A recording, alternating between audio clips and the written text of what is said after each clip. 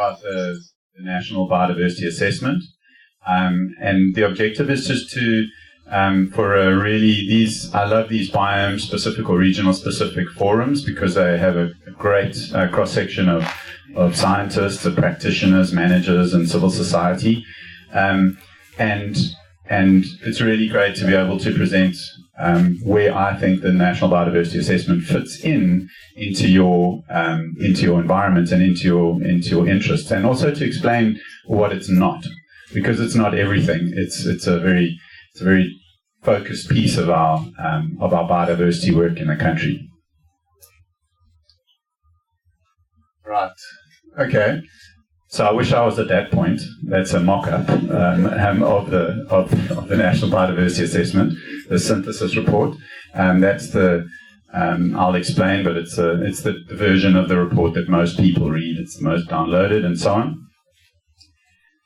Right, and without having to read everything on the screen, the National Biodiversity Assessment is effectively a state of biodiversity report for the country. As such, it forms an important part of things like our state of environment reporting processes and all of that. But what it is an assessment of how's biodiversity doing at an ecosystem and species level throughout the country, across all of our environments, all of our realms. What are the trends? Can we detect trends yet? Do we have the data to detect how things are going over time? In terms of the state of our species and ecosystems. And then, are we responding effectively? What are the suite of responses to those various pressures on biodiversity? What are the things that are the drivers of those threats? And we seek to explain and to present what those key responses are. And then a theme that runs through the National Biodiversity Assessment, which we're not really assessing, but it's the theme, is what are the benefits of biodiversity? So it's throughout the reporting, throughout because you could do this in a very cold, hard way, where you just say, right, here are the numbers, this is what the data is telling us. There's a tradition with the National Biodiversity Assessment to always continually link that back to the benefits of biodiversity and why do we care and why are we bothered if perhaps this trend is downward. And I like that tradition. So just a little kind of an infographic of the process, but really it's about taking information from right across all of our environments, our realms we call them, from the marine environment, the estuarine environment, inland, aquatic, and terrestrial, and information on our species and information on our ecosystems. Ideally, we'd also like to have some idea of what's happening at a genetic level. But obviously, things are still emerging and evolving there quite rapidly, so we're not quite at a point where we can do a kind of coherent assessment of our biodiversity at a genetic level, but it's certainly a lofty goal. So to take that basic information about what's happening to species and ecosystems, and then to analyze them in a sort of simple and transparent way that allows us to show the public and to show the various sectors that use the report what's happening. Okay, so it's data-driven, and it uses the best available information, and it seeks to present that information in a transparent way and in a creative way.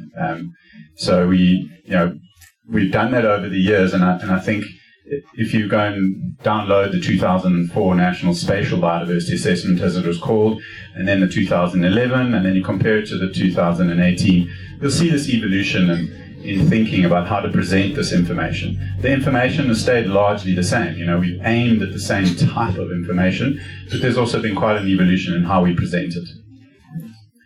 And then where does all this go? So, this information is, it's not just a report that lies on a table. The National Biodiversity Assessment is used quite widely, and I'll go into some detail about what it's used in. So the product itself is quite useful. So if you're tasked with drawing up the National State of the Environment report, well, for your biodiversity chapter, you're going to go to the National Biodiversity Assessment, and you're going to copy and paste, and off you go.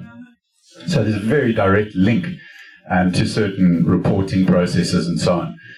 And then there's somewhat more, indirect links where perhaps the trends, some of the headline messages that we're reporting in the national assessment, they could be picked up by people developing various policies in government, local government, and in national government.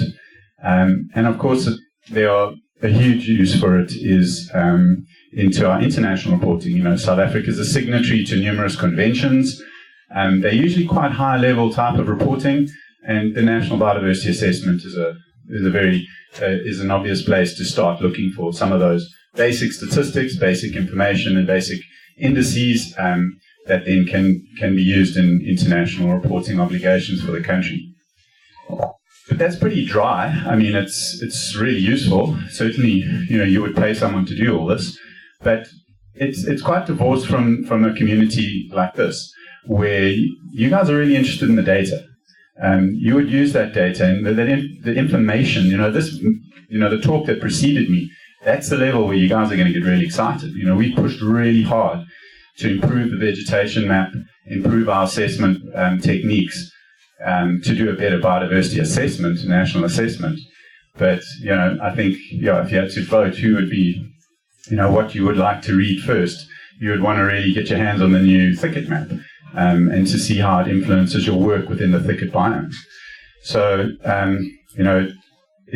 the information that gets pulled together as part of the process of the National Biodiversity Assessment is really important for a wide range of people.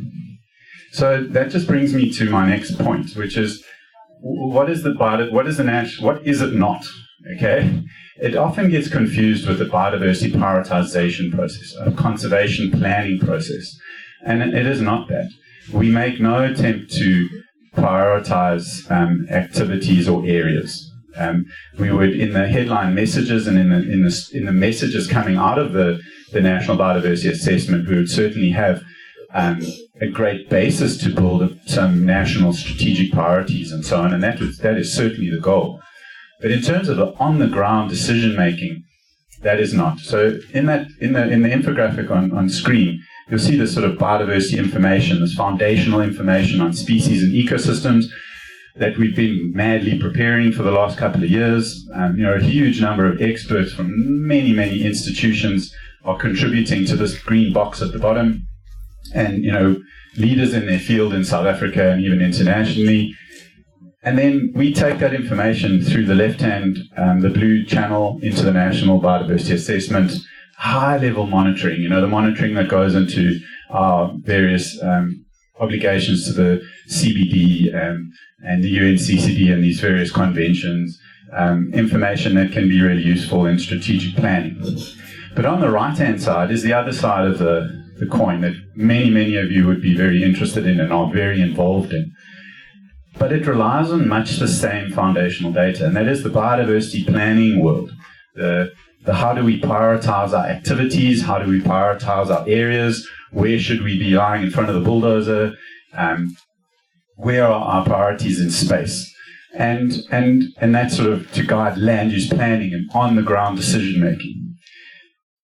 So although we don't do this in the National Biodiversity Assessment, there's a very strong link between the effort we put into preparing and improving these layers at a national scale, and then supplying that information freely and to make it available to people who are doing biodiversity planning and prioritization, usually at a provincial scale or a local scale. So we don't do that planning at a national scale.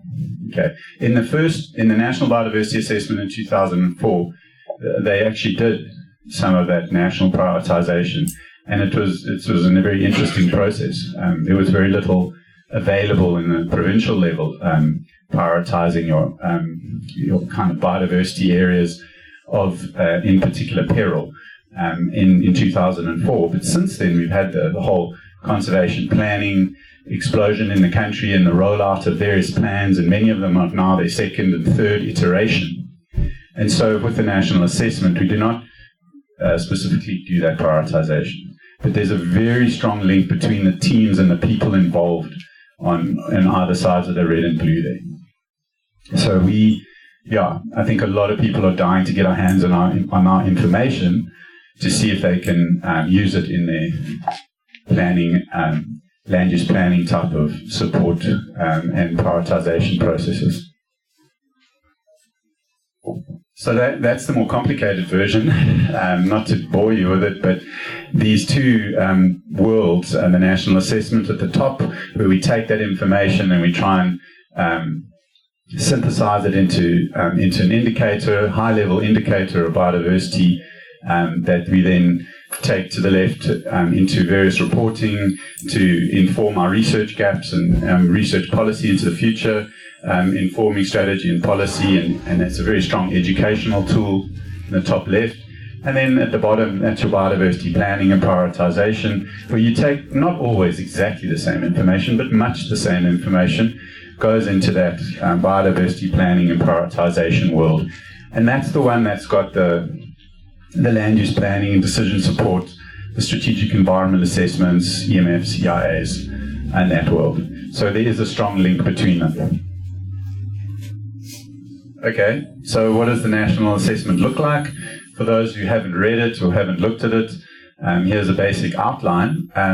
So we've got the report is kind of split along in two different planes. So through the realms, so those are marine, terrestrial, inland aquatic, and estuarine realms. We've got technical reports, detailed technical reports for each realm. But then we also have these cross-cutting themes to keep the consistency between the realm reports and to allow for a synthesis report. And those themes are, basic description of the biodiversity in terms of the species and ecosystem, describing the pressures and the trends in those pressures over time, assessing the state of biodiversity against these predetermined indicators, and then looking at those trends over time, and then describing the responses to the biodiversity pressures, and describing the benefits of biodiversity. So those are the themes that will be evident in each technical realm report. So at the bottom of the pile are going to be these technical realm reports that are freely available, obviously, for download. They will be ready in March next year. They will be going for peer review in November this year, in October. And then we in parallel, slightly in parallel, are working on the synthesis report, which will be published next year. And that pulls together the key findings and key messages from each of those technical reports and puts them in one place. And as I said, it's the most downloaded of the, whether it's the most read, I'm not sure, but it's certainly downloaded a lot, the synthesis report. But speaking to the leads of these previous projects like Jean Nell, Kerry Sink, Laura Van Niekerk, and Jane Turpie, who've led these technical reports, they are really well used within their sectors. So like Kerry travels around with the marine technical report from 2011, because it's a really useful summary of all the really key stuff that's going on in the marine environment. And students use it, Alan Boyd at DEER, he once said, no, the synthesis report, that's a pointless thing for him. If you're going to be doing policy in the marine environment, you have to have this one. So, although we talk about the policy relevance of the synthesis report, many of the people who are actually involved in developing policies in the environment really do need some more of the detail. So that's what these technical reports are for. Okay, and then finally, there's a version of it that's more for like a general consumption, sort of coffee table version, much more graphic. Yeah. And yeah, that's life. And the Department of Environment takes a very strong hand in that. And I'm not technically involved in that. It would be the policy people at SANBI who would take charge of that. But it's just taking that one step further in terms of accessibility. Okay, and then behind the NBA is this like vast network of people. I happen to be the face of it to some degree, but it's really a massive collaborative effort. It's literally, that's one of the most amazing parts of this job, is that it's you couldn't do it if you weren't a natural collaborator. We rely so heavily on such a wide range of people that want to be involved. We're not able to pay, there's not this huge budget associated with the NBA, and we actually would like there to be, but it's largely volunteer people who want to be involved. They want to have a hand in it, and it overlaps with their current interests or their knowledge, and we've got incredible networks of people, and they're organized in a couple of different ways. This isn't the only way, but, so for example, the interaction with the veg work that you've just heard about comes from Alistair's involvement in the National Veg Map Committee. Okay, so I'll take an example to explain this. So we've got our National Vegetation Map Committee that sits once a year and makes decisions about, okay, we're allowed to do this and we're not allowed to do that. We don't just make changes willy-nilly to the veg map. It's actually, there's a whole protocol. And to answer Yanda's question about why we haven't looked yet at the eastern or mesic thickets, is that we require peer-reviewed, a basis of peer review for changes, which is quite strict. And because the step map is peer-reviewed, it's well accepted, we're using that as the basis for these changes, because you can go and trace the origin of the change in the map very clearly. Whereas if we're to do new mapping, we must publish that first before we go and change the map. And the committee would sit on those various changes. You can tweak the boundaries without publishing a whole thing, as long as you've gone through the various committee members that are responsible for that biome. So we've got a committee there that's governing the input data, which is the ecosystem map for the terrestrial environment, and there's one for each realm. And I've basically formed these in the last 2 years, and they've always been there, but maybe not having a name. They are discrete groups of people who over the years have worked together on marine ecosystem mapping. And we've really just formalized it and given it a name, and SANBI supports that group. We pay for people to come to the meeting. We can't pay for people to attend the meeting, but we try and facilitate that these groups meet to make sure that ecosystem mapping moves forward in the country we facilitate that because it underpins so much of our work. And then more specifically, because this will exist, that's why it's outside of the box. This exists outside of the NBA, and it will continue, in parallel to the NBA, even though it's so important. Then more specifically for the actual NBA, I'm not going to go through every one, but there's a reference group, a technical reference group made up of experts from the country around every single one of these. So it's been death by meeting. We've had a huge number of workshops and meeting, but it's really important in terms of getting that buy-in, but also in terms of getting the content, because is this still working? Yeah. You can't generate all of this stuff out of thin air. You want the appropriate expert writing the appropriate chapter. And so we've got an incredible list of collaborating and contributing authors that come from these various technical reference groups. And so our author list will overlap very strongly with the various people on these lists. And then on the left is more around governance. And so we've got our assessment team at SANBI, and then we've got a reference group, which is the lead authors from each of our realm reports and each of our leads for each theme. We meet 3 or 4 times a year, and that's our kind of lead authors meeting. And then we've got something called the cross-functional committee at SANBI, which ensures, within SANBI everyone's involved. And then we have a higher level strategic advisory committee, of which Bob Scholes, who we'll hear from tomorrow, sits on, and various other high-level advisors around of the process. So there's a fairly clear structure associated with the NBA in terms of process. But I just wanted to quickly touch on this, like one of my favorite things about the National Biodiversity Assessment is that it's not obvious, but it's been an absolutely incredible vehicle for capacity building, because you've got all these experts from all these amazing other institutions. SANBI's got pretty limited expertise. We've got a whole bunch of expertise in the herbarium, and we've got a smattering of expertise across a bunch of other fields, but it's not this, we don't have top experts in every sector.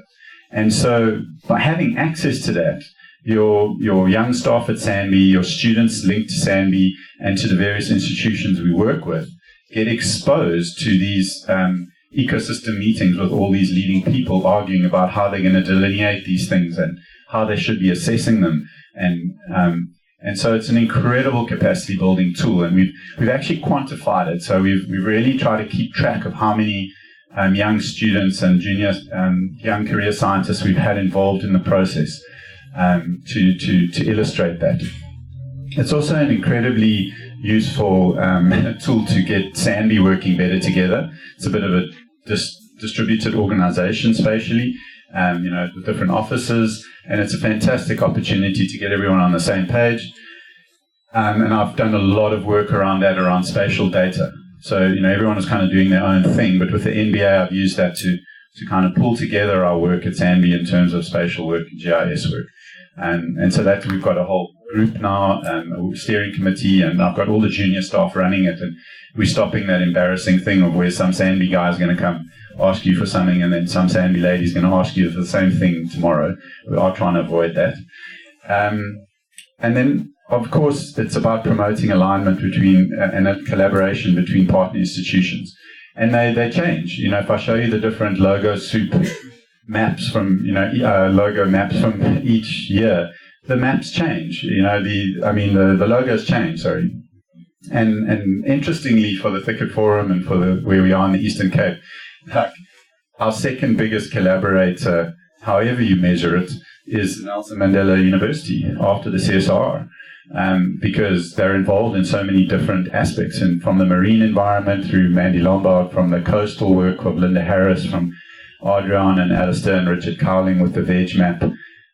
There's been a huge, and Janine Adams, from the estuarine work. She's done a huge amount. So we've had a really cool involvement from the Eastern Cape and from Nelson Mandela University in particular. And then, so many other people, and it's really a really important part of our sector. And then, and then finally, it's probably the least interesting, but for you guys, but it's aligning biodiversity indicators used in national and international reporting. So, I had no idea until I took this job how many different things our Department of Environment has to report on to all these different conventions, and both internationally and nationally, DPME reporting and this and that, and then massive overlap in terms of what they are reporting. The slight variance between these different reporting processes in terms of what indicators they're using, but all of it's coming from the same NBA type of national information about biodiversity. And so we really are trying hard, and I think we're making really good progress with DEER to start pulling all of that together. Don't worry about too much of the detail, but you've got Convention on CBD, UNCCD, you've got things like IPBES and GeoBond, the Sustainable Development Goals, and you've got different people within South Africa and within the government who are tasked with reporting this. Cool. And so, we play a role in that. Okay, so onto the little sneak peek. So in the underneath the little term I said of the headline indicators, so we can't report on everything in the National Biodiversity Assessment. So what we do is we focus on these headline indicators. And that is basically how our species doing and our ecosystems doing in terms of their threat status and in terms of their protection level. Okay, so threat status for species, we're all very aware of the red list of species, and it's a risk assessment framework, and there's an equivalent risk assessment framework for ecosystems. It might have its conceptual problems, as Bob was telling me this morning, but it's still a pretty useful process where you are taking your ecosystem map and you are looking carefully at each ecosystem type and ranking them effectively against their risk of collapse and saying, here's a critical ecosystem, here's an ecosystem of least concern, there are no clear and present dangers to its existence. Okay, and then protection level. For protected areas and ecosystems, it's pretty simple. How well represented are your ecosystems within protected areas? And then this is a brand new one that's being developed by our team. looking at how well your species are protected. It's obviously a lot more tricky because they move around, some of them, and some protected areas do nothing for certain species. So they've really gone into some careful thinking about, for some taxonomic groups, how well protected things are. So that's going to be a brand new part of the national assessment. Okay, so there's just your illustration of what an ecosystem assessment looks like across all of the realms and a protection level and how you build it. Okay, it's pretty relevant. I'll show you now why, but you need a map of those ecosystem types. This is an integrated map that we made for the National Protected Area Expansion Strategy, but it's showing all of your types across all of those realms. If you've got some idea of the condition of those types, are they in a good, fair, or poor condition across each type, you can combine these two bits of information. I mean, it's more complicated than that, but essentially that's what you're doing. And then you can say, okay, this bit's critically endangered, this bit is endangered, and so on. Your ecosystems will then, you'll be able to classify them according to that risk assessment framework. So that's the sneak peek, is basically we've been doing this for the whole country, and it's really relevant for you guys because I'm glad I've got control of this. Okay, there. So that was the NEMBA list of threatened ecosystems developed between 2008 and 2011. And you'll see there's pretty much nothing going on in the Eastern Cape in general. And in the Thicket Biome, there's literally no threatened ecosystems. There are some that are close by. So things like Albany alluvial were threatened. Muscadel rufera was a succulent karoo type that was close to thicket. So they're kind of in the broader thicket biome, but they weren't thicket types. But yeah, that's a pretty clear picture. And then using the new IUCN assessment framework. So a bit of a complication this year is that we've had our own South African system for identifying threatened ecosystems. It's been around for a number of years. And it's very similar, but also got some significant differences to the IUCN, newly developed IUCN RLE, they call it, the Red List of Ecosystems. So I'm in the tough position of having to try and negotiate with everyone to try and make a decision about what we're going to do for the NBA. So I've done everything, obviously. I have to do it all to show everyone what happens when you do everything. But no matter what you do, whether you apply the old South African methodology to our new data, or you apply the IUCN methodology to our new data, the Eastern Cape looks really different, okay? And the Thicket Biome in particular. So that's I've masked out non-thicket vegetation with the grey, and basically everything is least concern, okay? As you know, Andres and various others will know, it's not the thicket types themselves that are threatened and that are listed on the NEMBA list. It's sometimes the little neighbouring types. But that's what the map would look like with the IUCN system. Obviously, that's not quite a fair reflection because that's the historical extent. Okay, there's obviously a lot less natural land remaining than that's sort of suggesting.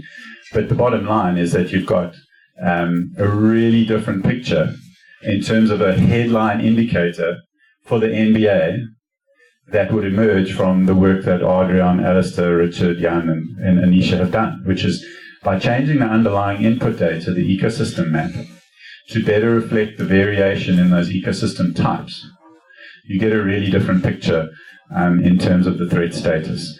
Now, I've run the assessment based on the old vegetation delineations, and you also get a lot more threatened ecosystems because the new data allows us to look at the trend, the rate of change of habitat loss that was never available previously. And that allows us to use criteria that were dormant previously. So even if we didn't change the veg map, we would still have a lot more ecosystems that are threatened in the thicket biome. So either way, our better understanding of our vegetation units, our better understanding of the classification, our better understanding of the rates of habitat loss and the distribution of anthropogenic change allows us to develop a better picture of where those threatened ecosystems are.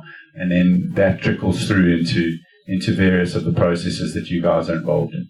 So obviously this is all really preliminary. I've like even put things on them because things might change, and we still need to go through quite a significant process to get to a point where we're clear on what we're going to use in the NBA. So at this stage, I've just done it all.